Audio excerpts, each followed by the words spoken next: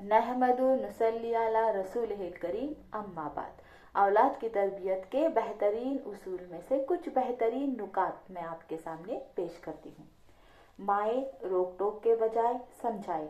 जब आप समझाएंगी, आमतौर पर देखा गया है कि माँ तो सिर्फ रोक टोक करती है, समझाती नहीं। बच्चों को बात बिठाकर समझानी पड़ती है, दलीलें देनी पड़ती हैं। बच्चा बात को सुनता है, तब जाकर वह बात उसके जहन में आती है। अक्सर तो यही देखा गया है कि बच्चा अगर कोई गलती कर ले, बदतमीजी कर ले, तो माँ गुस्से में आकर 2 थप्पड़ लगा देती है और फिर खुद बैठकर रोने लग जाती है।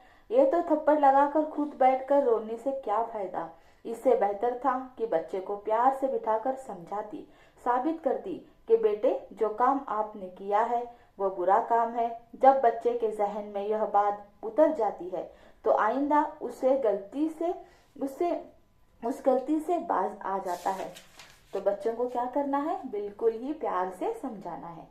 याद रखें कि अगर बच्चे को किसी बुरे काम के ऊपर आप सजा देना चाहती हैं तो सजा ऐसी हो कि बच्चा उसको बोझ न समझे मगर हल्का बोझ समझे, जो बच्चे के लिए नफरत का सबब न बने, तंगी का सबब न बने, बल्कि बच्चे को समझाना होता है। और अगर बुरे काम से माँ बच्चे को रोक टोक करती हैं तो बच्चे का हक बनता है कि जब वो कोई अच्छा काम करता है तो माँ फिर उसे शाबाशी भी दे।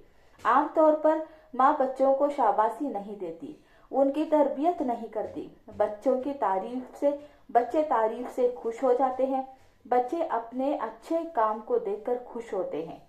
जिस काम को आप समझेंगी ये अच्छा है तो बच्चे की खूब तारीफ करें, उसको शाबाशी और बधाई दे। जब बच्चे को आप शाबाशी देंगी तो बच्चा उस काम को बार बार करने की कोशिश करेगा।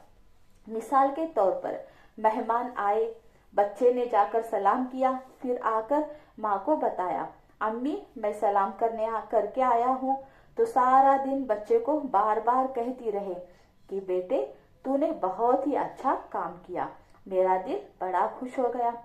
एक तो बच्चे की आदत पक्की हो जाएगी, दूसरे वह यह भी महसूस करेगा कि मैंने अच्छा काम भी करता हूँ।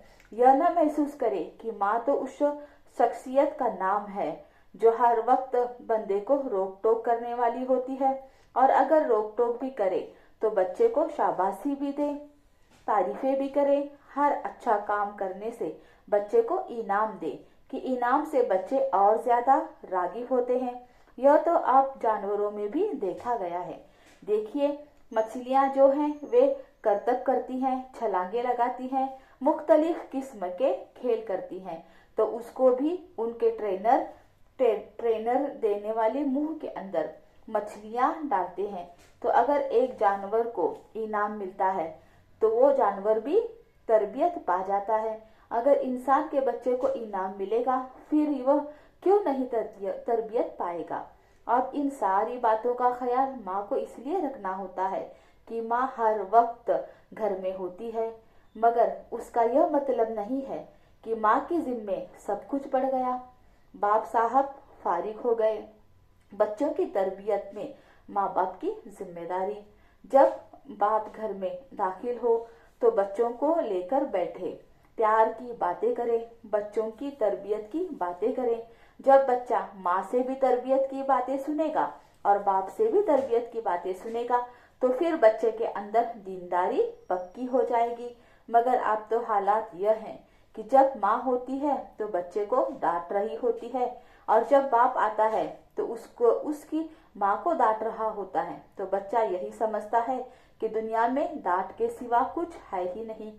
बच्चे से अलग जाकर अपनी यह हसरत वहां मिटा ले। बच्चे के सामने बिल्कुल लड़ाई झगड़ा न करे, उससे बच्चे के दिल में न माँ की इज्जत रहेगी और न बाप की बड़ाई रहेगी। इस चीज का हमें बहुत ही ज्यादा ख्याल रखना है। जज़ाकल्लाह खैर। देखिए हमारे चैनल को सब्सक्राइब कीजिए ताकि हम ऐसे ही अच्छे अच्छे नुकात और वीडियो आपके सामने पेश करते रहे। जज़ाकल्लाह खैर।